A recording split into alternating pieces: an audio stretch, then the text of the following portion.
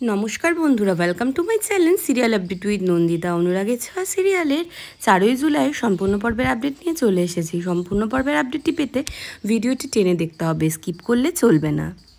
লাবণ্য আর উর্মি ইরাকে সূর্যের কাছে যেতে বারণ করে, বলে দেখেছো উনি রিয়্যাক্ট করছেন। ইরা বলে আমাকে এবাড়ির লোকেরা অযোগ্য প্রমাণ করার চেষ্টা করছে, আমাকে উনি সিঁদুর পরিয়েছেন, আর দীপাদি তো ওনাকে সরিয়ে দিয়েছেন নিজের জীবন থেকে, আর আমাকে সিঁদুর পরিয়েছিলেন। লাবণ্য বলে হ্যাঁ মানছি আমার ছেলে তোমাকে সিঁদুর পরিয়েছে, কিন্তু আমার ছেলে তোমার কাছে থাকাকালীন এরকম বিপদে পড়লো কেন? এটার উত্তর দাও, তুমি তাকে সামলে রাখতে পারোনি কেন? অর্ণব তখন বলে আপনাদের লাইফেও তো অনেক কিছু হয়েছে, আপনারা কি একে অপরকে বের করে দিয়েছেন? তাহলে আমার বোনকে কেন দায়িত্ব নিতে হবে? ও কি তখন নিজে ঠিক ছিল? পালক বলে এটাই ভবিতব্য। তখন প্রবীর বলে তুই এসব কি বলছিস, তুই চুপ থাক। তখন পালক বলে কেন, এবাড়ির ব্যাপারে বিয়ে হয়ে গেছে বলে আমি কি কিছুই বলতে পারবো না? তখন লাবণ্য বলে তোমার এসব সস্তা সেন্টিমেন্ট বন্ধ করো। সূর্য বলে তোমরা থামো তো, শুধু বকবক করে।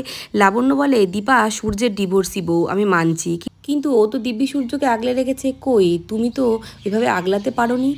আর প্রথম সূর্য আমাদের দেখেও ভয় পেয়েছিল, সেটা দীপাকে আমি বলেছি, কিন্তু পরে তো ওর মধ্যে ফিলিংসটা কাজ করেনি, তোমাকে দেখে এখনও কেন ভয় পায়? অর্ণব বলে ইরাকে তো সুযোগই দেওয়া হয়নি। উর্মি তখন বলে বাবা ওকে তো অনেক সুযোগ দেওয়া হয়েছে, আর এখন কি ওকে সুযোগ না দেওয়া হলে বাড়ির লোক শুদ্ধ জেলে পাঠাবেন? তখন প্রবীর বলে তুমি একদম উচিত কথা বলেছো উর্মি, একদম ঠিক কথা বলেছো।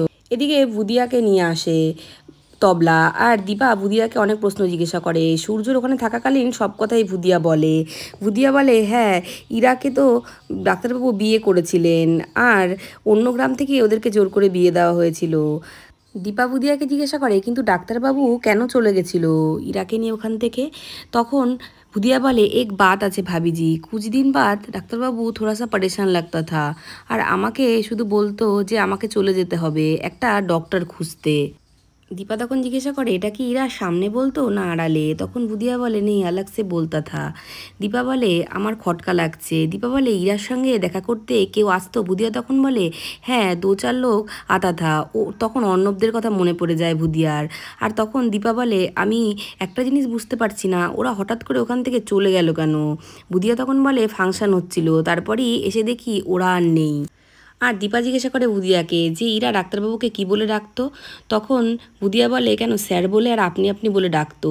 তখন দীপা বলে আমি এটাই আশঙ্কা করছিলাম ইরা মিথ্যে কথা বলছে। এদিকে ইরার বৌদির কাছ থেকে বলে আমার জিনিসটা দাও, আর ইরার বৌদি ইরাকে একটা ইঞ্জেকশন দেয়। এদিকে ইরা সূর্যকে ইঞ্জেকশন দেওয়ার জন্য ব্যস্ত হয়ে যায়, আর ওদিকে সোনারূপা সবাই ইরাকে বাধা দিতে শুরু করে যে বাবা ভয় পাচ্ছে তুমি যেও না। আর তখনই চলে আসে ওখানে জয়, আর বলে আমার দাদাইকে নিয়ে এরকম এক্সপেরিমেন্ট তোমাকে করতে হবে না।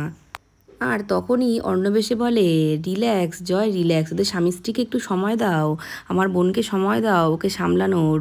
আর তখনই ইরা সূর্যর সাথে কথা বলতে বলতে বলে যে এদিকে এসো, এরম বলতে বলতে ইঞ্জেকশনটা পুশ করে দেয়, আর সূর্য কেমন নেতিয়ে পড়ে। আর তখন ইরা বলে আমরা তো ঘরে যাব। আর তখনই ডক্টর সান্যাল আসে, আর ইরাকে বলে দাঁড়াও ওনাকে কোথায় নিয়ে যাচ্ছ, আমি ওনার চেক আপ করবো। ইরা তখন বলে না, আর তখন বলে সরি স্যার, আসলে ওনাকে তো আমি সামলে নিয়েছি। তখন ডক্টর সান্যাল বলে তবুও আমি ওকে চেক আপ করবো। ইরার দাদা তখন বলে আপনার চেক আপ করতে হবে না, আমরা অন্য ডাক্তার খুঁজবো। আর তখন লাবণ্য বলে এটা আপনারা কি বলছেন, অন্য ডাক্তার খুঁজবেন মানে? ডক্টর সান্যাল খুব ভালো ডাক্তার, আর সূর্যকে এতদিন ধরে দেখছেন।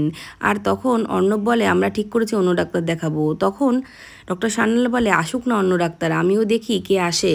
আর তখনই ডক্টর সান্যাল বলে আমাকে সূর্যকে দেখার থেকে কেউ আটকাতে পারবে না, কোনো কোর্ট কোনো আদালত কোনো কেউই পারবে না, কারণ ও আমার পেশেন্ট। এদিকে দীপা চিন্তা করতে থাকে যে ডক্টর সান্যাল কেন এখনও ফোন করছে না।